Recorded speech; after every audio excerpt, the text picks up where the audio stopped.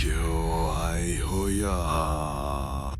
कहानी शुरू होती है तीन दोस्तों से, राघव, मानव और ईशान।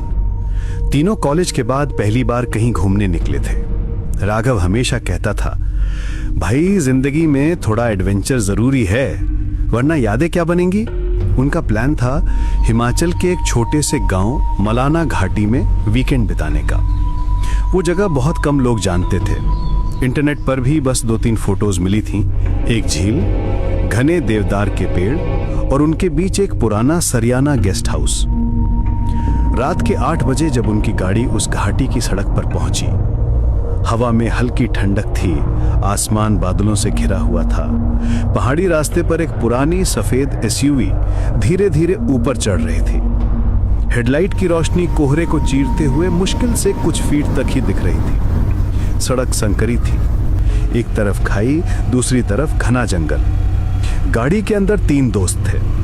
राघव ड्राइव कर रहा था, उसकी आंखें सड़क पर टिकी हुई थीं, लेकिन चेहरा थका हुआ लग रहा था। मानव पीछे बैठा था, खिड़की से बाहर झांकते हुए पेड़ों की काली परछाइयां देख रहा था। ईशान ने अपने फोन की टॉर्च ऑन कर रखी थी, क्योंकि बाहर का कोहरा इतना गाढ़ा था कि हेडलाइट भी बेअसर लग रही थी। भाई, ये सही में रास्ता है ना? ईशान ने थके स्वर में पूछा। राघव ने बिना नजर हटाए जवाब दिया, डर गया क्या? गूगल मैप तो यही दिखा रहा है, बस थोड़ा और ऊपर। मानव हल्का सा हंसा। कहीं ये गूगल मैप हमें ऊपर से सीधा नीचे घाटी में ना गिरा दे। गाड़ी आगे बढ़ी और धीरे धीरे कोहरा और घना होता गया। रास्ता अब कंकरीला था। टायरों के नीचे छोटे छोटे पत्थर चरमराते हुए आवाज कर रहे थे। पेड़ों की डालियां हवा में झूलती और कभी कभी गाड़ी के शीशे से टकराती। गाड़ी के भीतर सन्नाटा था, बस इंजन की हल्की गुनगुनाहट और उनकी सांसें सुनाई दे रही थी। करीब 10 मिनट बाद सामने एक पुराना लकड़ी का बोर्ड दिखा। वो आधा टूटा हुआ था, उस पर हल्का सा हरा मॉस जमा हुआ था। बोर्ड पर लिखा था, Sariyana guest house, welcome to peace. लेकिन पीस शब्द पर किसी ने गाढ़े लाल रंग से क्रॉस का निशान बना दिया। राघव ने धीरे से कहा, लगता है यही है। ईशान ने माथे पर शिकन डाली। अरे भाई, ये पीस तो किसी ने पीसेस बना दिया है। मानव ने हंसने की कोशिश की, पर उसके चेहरे से झलक रहा था कि वो सहज नहीं है। राघव ने गाड़ी अंदर मोड़ दी।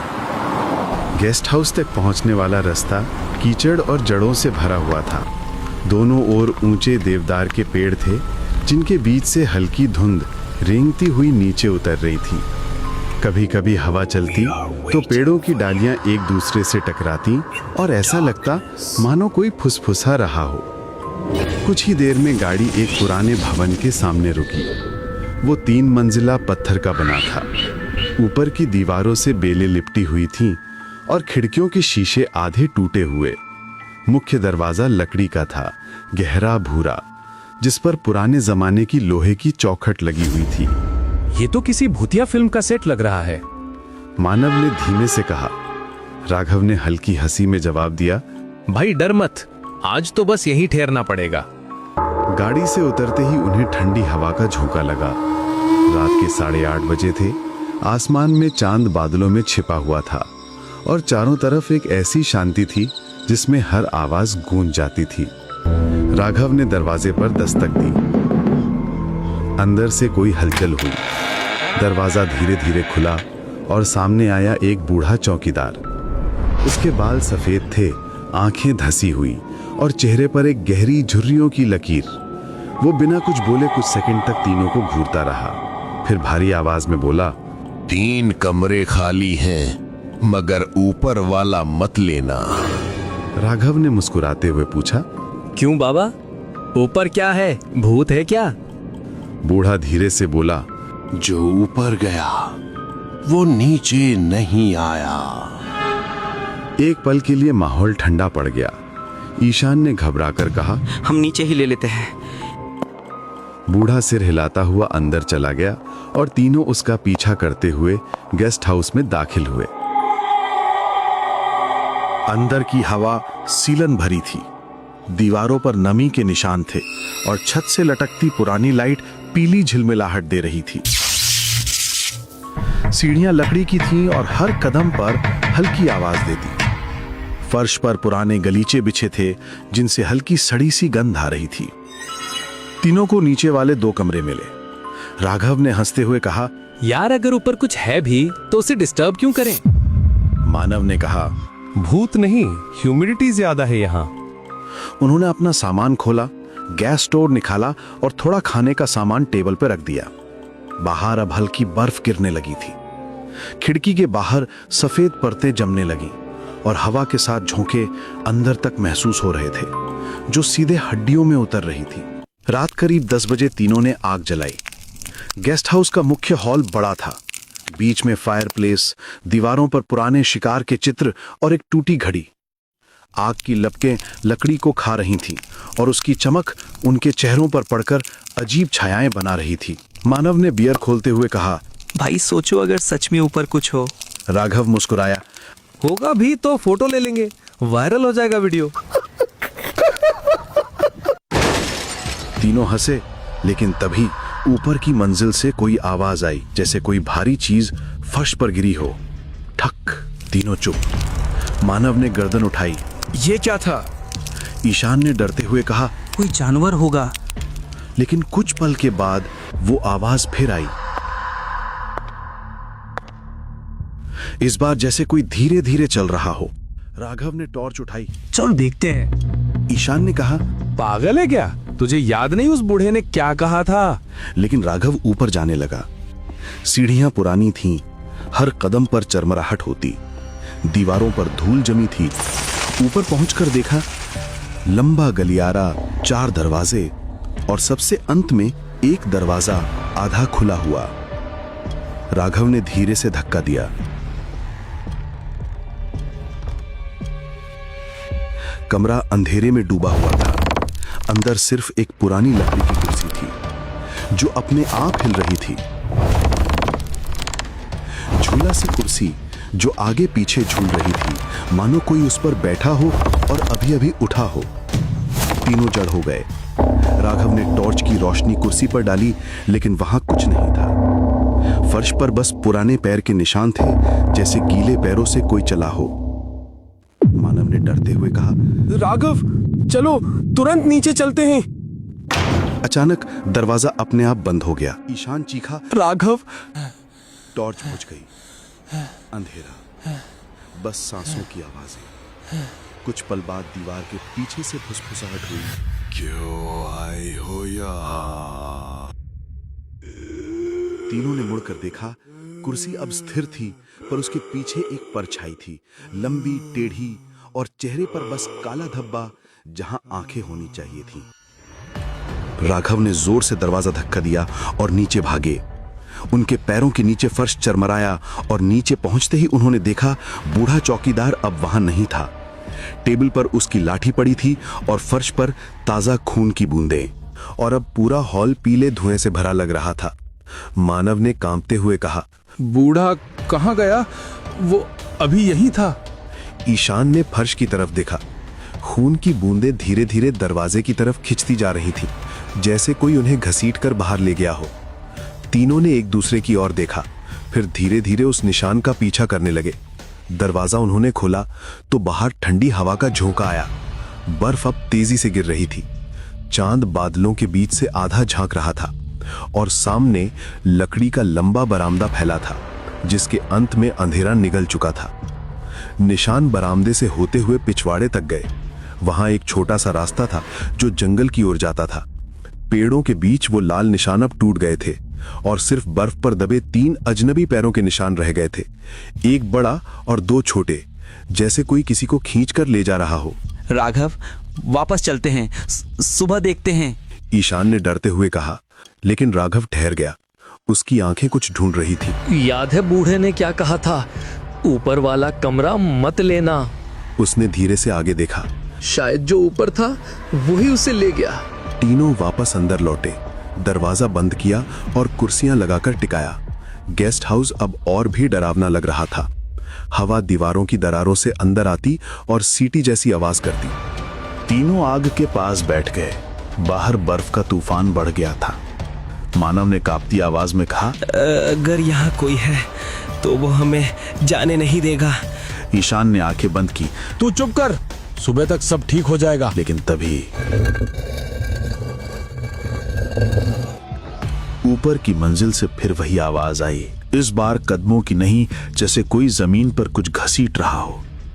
राघव ने धीरे से कहा, अब की बार अगर ऊपर कुछ है तो हमें पता लगाना ही होगा। ईशान चिल्लाया, क्या पागल हो गया तू? पर राघव ने टॉर्च उठाई, धीरे धीरे सीढ़ियों की ओर बढ़ गया। मानव ने उसका हाथ पकड़ा, भाई अकेला मत जा। तीनों साथ ऊपर गए।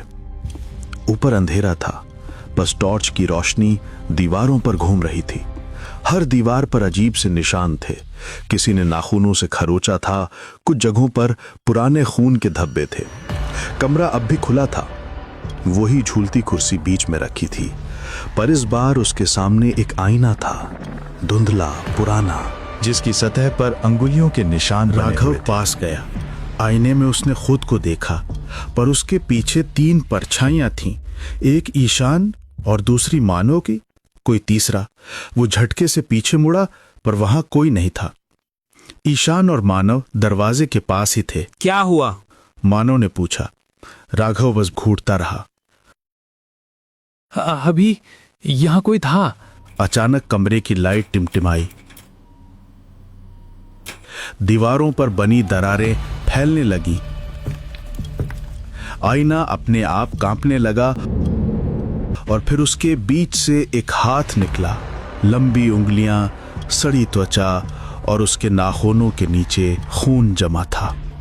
तीनों चीख पड़े। राघव ने पीछे हटते हुए टॉर्च फेंक दी, जो फर्श पर गिरकर घूमी और रोशनी सीधी दीवार पर पड़ी। वहां अब बूढ़ा चौकीदार खड़ा था, लेकिन उसका चेहरा मानो जला हुआ था। वो बोला नहीं, बस उंगली से नीचे की ओर इशारा किया, फिर धीरे धीरे पीछे हटता गया और अंधेरे में गायब हो गया। तीनों नीचे भागे। दरवाजा खोलने की कोशिश की, पर वो हिला नहीं। मानव ने पूरी ताकत लगाई, फिर भी बंद। ईशान ने पीछे देखा। सीढ़ियों के ऊपर से कोई उतर रहा था, धीरे धीरे, कदम दर कदम। ईशान चिल्लाया, कौन है वहां? और ऊपर से वही आवाज आई, वो जो तुम तीनों के साथ है। तीनों ने पीछे मुड़कर देखा। वो इंसान नहीं था, वो वही परछाई थी जो आईने में दिखी थी। चेहरा बिना आंखों के और शरीर जैसे धुएं से बना हो। वो उतरते हुए रुक रुक कर झुकता था, जैसे किसी टूटी हड्डी वाला चल रहा हो। राघव ने पास की लकड़ी उठाई, आग में डुबोकर जलाया और सीढ़ियों की ओर फेंक दिया। लपटें उठी, पर वो परछाई लपटों से नहीं चली, बल्कि और नजदीक आ गई। अब वो फर्श के पास थी और उसका चेहरा साफ दिखा। वो बूढ़ा चौकीदार ही था, लेकिन उसकी आंखों से धुआं निकल रहा था। उसने बस एक शब्द कहा, ऊपर मेरी लाश। राघव ने पीछे मुड़कर देखा। सीढ़ियों के बगल में दीवार फटी हुई थी और उस फटी जगह से एक पुरानी रस्सी लटक रही थी, जिसके नीचे एक हड्डियों का ढेर पड़ा था। ईशान ने कांपते हुए कहा, वो ये वही है। कमरे में हवा भारी हो गई। दीवारों पर बने निशान चमकने लगे। हर तस्वीर, हर खिड़की हिलने लगी। बर्फ का तूफान अब अंदर तक आ गया था। तीनों भागे। उसी वक्त गेस्ट हाउस के अंदर से म्यूजिक बजने लगा, एक पुराना रेडियो जिसकी सुई अपने आप घूम रही थी, और आवाज आई, आज फिर कोई आया है, फिर कोई नहीं जाएगा। पीछे दरवाजा खुला। राघव ने देखा कि दरवाजे के पास एक मिट्टी का तेल से भरा हुआ डब्बा था। उसने उस डब्बे को उठाया और कमरे में फेंक दिया। मानव चिल्लाया, जला दो इसे, सब खत्म। राघव ने माचिस निकाला और जलाकर फेंक दिया। आग भड़क उठी। गेस्ट हाउस जलने लगा। तीनों बाहर भागे, लेकिन तभी ईशान अचानक से वहीं पर रुक गया। उसकी आंखें खोखली थीं, चेहरा अजीब सा था। वो बोला, तुम दोनों जाओ, मैं तो यहीं रहता हूं। और वो धीरे धीरे पलटा। उसके चेहरे पर वही परछाई थी जो उन्होंने ऊपर देखी थी। राघव और मानव ने भागते हुए पीछे पलटकर देखा। गेस्ट हाउस राख में बदल गया, लेकिन खिड़की से वो काला साया झांक रहा था। सूरज निकला और गांव के कुछ लोग वहां पहुंचे। उन्हें बस राख मिली और 2 घायल लड़के, राघव और मानव। पुलिस ने रिपोर्ट में लिखा, तीसरा लड़का गायब है, शायद आग में झुलस गया। लेकिन जब राघव होश में आया तो उसने कहा वो अब भी वहीं है, ऊपर वाले कमरे में, और वो हम तीनों में से एक था। 2 साल बाद कोई और ट्रैवलर उस घाटी में पहुंचा। उसे वहां एक नया बोर्ड दिखा, सरियाना हाउस, रूम्स अवेलेबल, और नीचे लाल रंग में लिखा था,